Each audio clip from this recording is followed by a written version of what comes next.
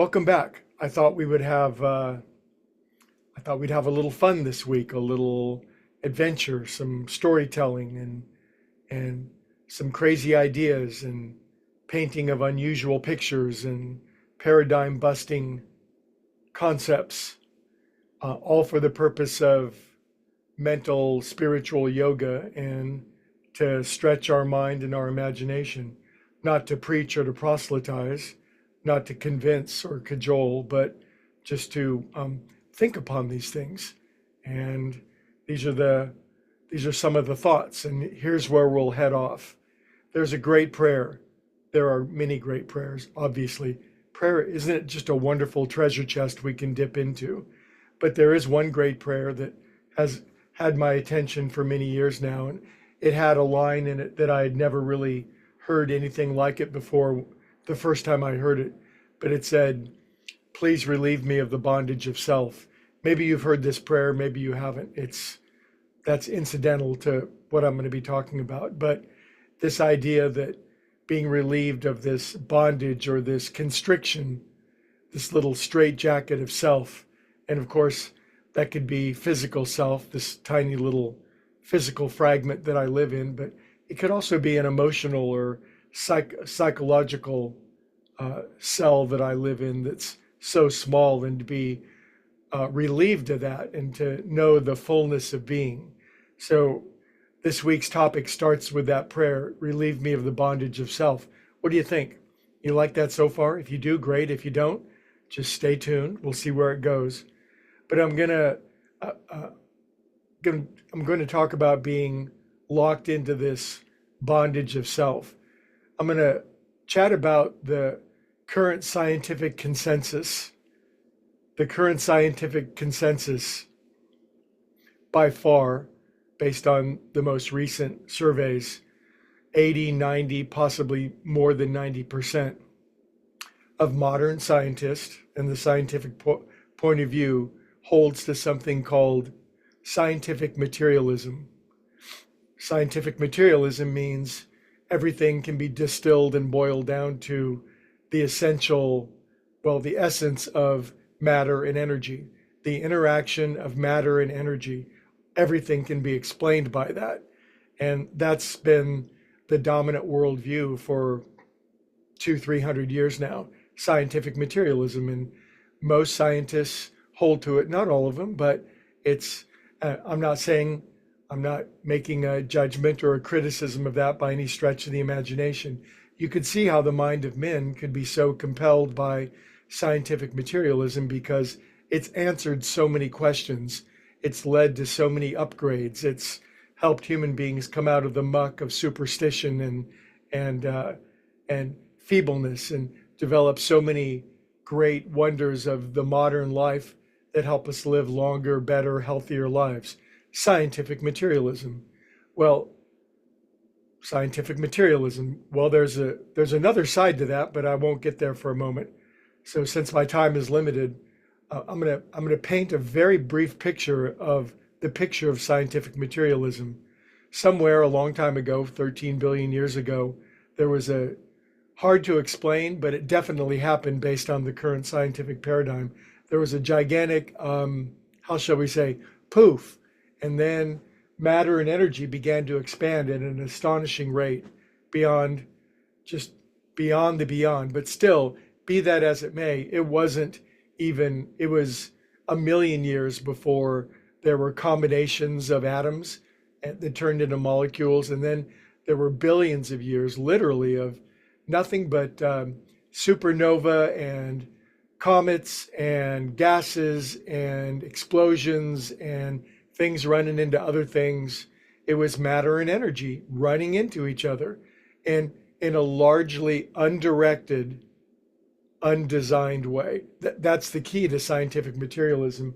Even though there's the appearance of design, that appearance is an illusion. It's a very crafty illusion, and it makes us think behind what appears to be design is design. And scientific materialism absolutely holds against that premise.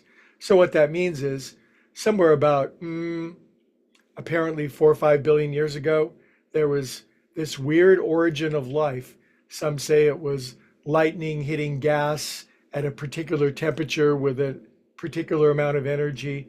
And there was another poof.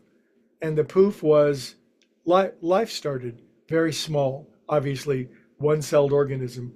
Well, that certainly wasn't designed. And yet, through a series of outrageous mutations and random interactions, trust me, this is going somewhere. It's leading up to you today. Then life continued to evolve and became more complex, and then almost died out, but then kept going. And then some of it crawled up out of the sea and some of it sprouted wings. And yet all this appearance of so-called design was essentially disproven by Charles Darwin in 1859 when he wrote the seminal Origin of the Species. And finally, the mind of men woke up to the fact that any story or any superstition other than scientific materialism was a load of hocus pocus. And as soon as we can sanitize ourselves of that distressing belief, the sooner we would get to the truth of reality. Well, here we are today. Now, here's an interesting premise of scientific materialism. Your brain makes consciousness. Your brain, as a famous author once said, your brain produces consciousness in the same way that your liver produces bile. It's a colloquial, amusing way of saying it, but this is the view of scientific materialism. Our brains squirt out, they produce through the interaction of energy and molecules our own consciousness. What that means is my consciousness is locked inside of my head and inside of my body. You want to talk about a bondage of self? Being locked inside a tiny container, a cranium, and a 200-pound body that lives for, well, hopefully like about 100 years, super healthy. But it's locked inside of that. And when the brain dies, consciousness disappears. Now, most of us have heard that story, and a lot of people have no problem with that.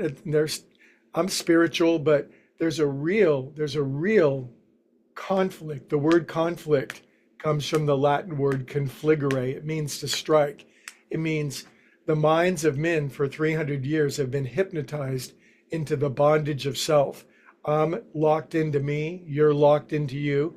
And the fact that we seem to share thoughts and ideas and telepathy and intuition and dreams and a common destiny, that's all just a delusion. Now, to the degree that scientific materialism has become entrenched inside of our own consciousness, now this is my own personal opinion, it badly hurts us. It damages us to a degree that's astonishing. I'm not denying science. I'm not denying evolution. I'm all for it. I think science is one of God's great gifts. But when science got to the point where it said, we don't need a creator, we don't need consciousness, and we don't need unity of being, then science, in essence, has begun to go mad. And when science goes mad, it leads to horrifying consequences. I'm not asking you to believe this, but when the great prayer says, relieve me of the bondage of self, it means help me to remember that I am not locked inside of my head. My brain is not the producer of consciousness, it's the receiver of consciousness.